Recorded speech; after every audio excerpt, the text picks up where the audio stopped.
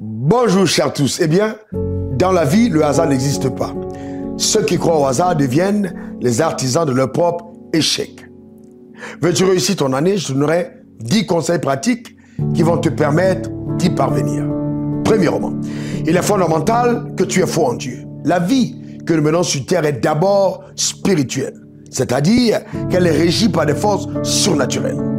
Donc avoir confiance en Dieu, c'est un avantage incroyable, car ceux qui ont confiance en Dieu ont entre leurs mains l'antidote contre l'échec.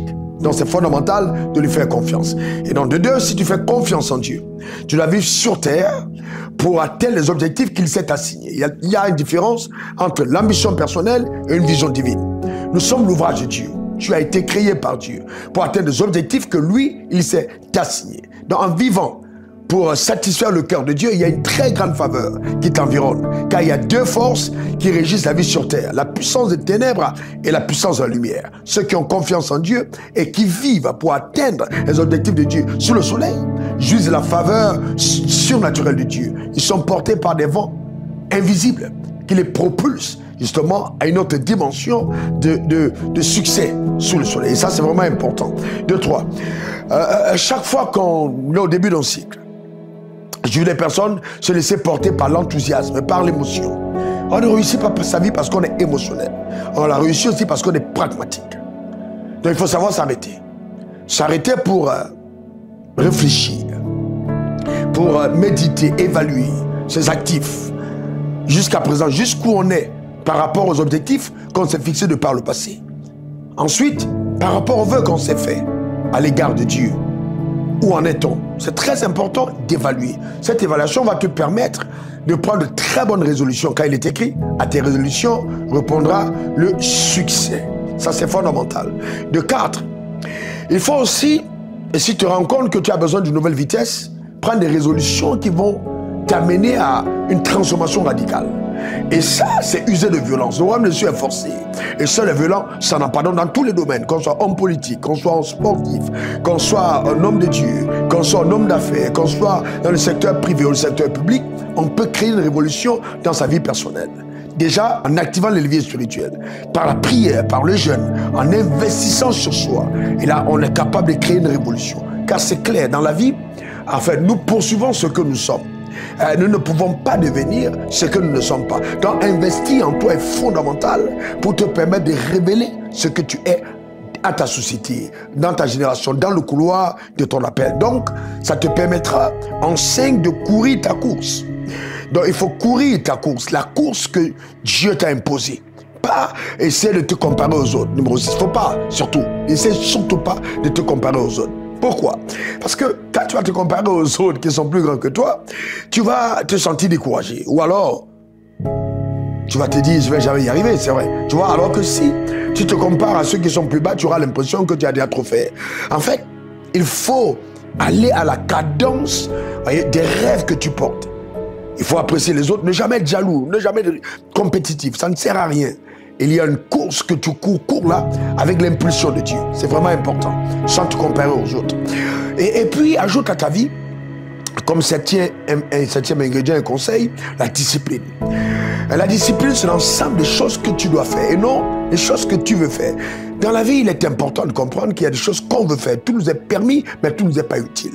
Donc, c'est important d'être discipliné. Jamais le meilleur de toi ne jaillira de ton être si tu n'as pas appris à discipliner. Aucun sportif ne peut être performant sans discipline. C'est vraiment important d'être extrêmement discipliné. Que ce soit homme de Dieu, que ce soit homme d'affaires, la discipline, c'est essentiel. On est entouré de tellement de distractions qu'il faut être focalisé. Quelqu'un de vraiment discipliné. La discipline va te permettre d'extraire le meilleur de ta propre vie. Ça, c'est vital. Et donc, recherche aussi la sagesse. La sagesse est un élément clé. Hein? Il faut rechercher la sagesse. La sagesse, Dieu a tout fait avec la sagesse. Et donc, celui qui recherche la sagesse doit aller à la connaissance. Parce que sans connaissance, il n'y a pas de déploiement de sagesse. Et la connaissance, c'est la première valeur dans le royaume des cieux. D'ailleurs, la première valeur dans l'univers, c'est la connaissance. Jamais ta vie ne va surpasser ce que tu connais. Donc, il est vraiment important d'avoir la connaissance. Une connaissance qui est transformationnelle, c'est-à-dire qui arrive à avoir un impact véritable dans ton système de pensée. Pas simplement quelque chose qui apporte une connaissance intellectuelle, non, une transformation intérieure. C'est une connaissance qui va révolutionner ton être entier. Parce que dans tous les cas, nous ressemblons étroitement aux pensées que nous avons acceptées et entretenues. C'est fondamental d'avoir de la sagesse. Cette sagesse qui te permet d'opérer sur les rails de Dieu, d'avoir la capacité d'utiliser la connaissance qui est mise à disposition face à n'importe quel problème. C'est-à-dire que tu as la capacité de résoudre des problèmes avec le regard et l'intelligence en haut. Et ça, c'est vital. Que la sagesse t'habite, qu'elle soit vraiment dans ta vie pour que tu réussisses dans tous les couloirs avec un esprit d'excellence incroyable. Parce que la sagesse te donnera d'exceller. Et sans excellence, c'est impossible d'être la tête. Il est important d'exceller. Donc ne fais pas les choses comme tu les vois faire autour de toi. Fais-les comme Dieu veut que tu les fasses. Va au-delà de ton environnement. Il faut aller puiser dans les ressources surnaturelles. Il faut apporter de l'innovation. Et parce que dans tous les cas, il y a des choses que l'œil n'a point vues, que l'oreille n'a point entendues, qui ne sont pas montées au cœur de l'homme. Mais que Dieu peut et veut révéler au travers de ta vie. Donc il faut avoir cette audace d'aller chercher à l'intérieur de toi cette innovation, dans l'excellence du déploiement de la tâche que Dieu t'a demandé de faire. Il faut bien comprendre une chose, l'excellence, même si apparemment ça coûte cher, ça apporte toujours une valeur incroyable. Une valeur incroyable. Et c'est pourquoi pour moi je dis, chaque fois que tu t'investis dans un couloir, ne regarde pas ce que tu dépenses, mais regarde le résultat que produit la dépense, voyez, dans le couloir apprécié. Ça c'est vraiment important. Cette douleur que tu peux ressentir aujourd'hui, cette peine que tu peux ressentir aujourd'hui, eh bien, dis-toi simplement que, eh bien, dans la méditation des résultats futurs, ça vaut la peine. Ensuite, cette excellence, beaucoup n'y parviennent pas parce qu'ils vivent une vie de 365 jours. C'est une clé importante. Vie 24 heures. C'est-à-dire quoi? C'est-à-dire que toutes tes résolutions que tu as, c'est en 24 heures que tu les appliques. 24 heures pour être à même, voilà, de poursuivre les rêves de Dieu. 24 heures de discipline. 24 heures pour investir dans ton aide. 24 heures pour te tenir à l'égard de tout ce qui peut te détruire. Et tu te rendras compte que chaque 24 heures après, tu es en train de propulser ta vie à une vitesse incroyable. Personne ne t'arrêtera. Ça, c'est vraiment fondamental. Que ce soit le retour au repos, que ce soit la productivité, dans le cycle de 24 heures, il est vraiment important de maximiser. Il faut éviter entièrement la distraction. Et enfin, je voulais te demander de ne pas oublier que quand tu vas mettre ces conseils en pratique, tu verras ta royauté s'affirmer. Tu vas être élevé dans une dimension incroyable. Mais n'oublie pas que cette élévation révèle le roi que tu es, qui est supposé être aussi en même temps esclave de celui qui t'a appelé. Donc, garde l'humilité. Tu dois toujours être dépendant de Dieu. Ta royauté vient du fait qu'au départ, tu as reconnu Dieu comme étant le maître de ta vie. C'est lui qui te fait. Tous ces efforts, tous ces conseils que je te demande d'appliquer dans ta vie n'auront aucun résultat si, après avoir obtenu les résultats, tu oublies quelle est ta source. Que Dieu te bénisse très abondamment. Vis donc pour créer un impact, une influence véritable dans ton environnement.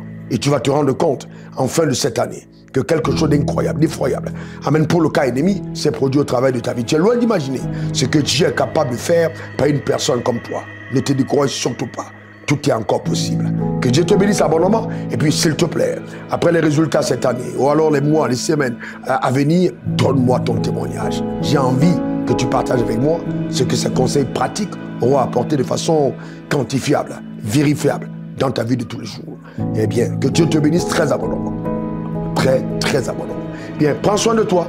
Ta vie est tellement précieuse. Si tu as encore envie, c'est que le ciel compte sur toi pour accomplir sur le soleil des choses innovantes.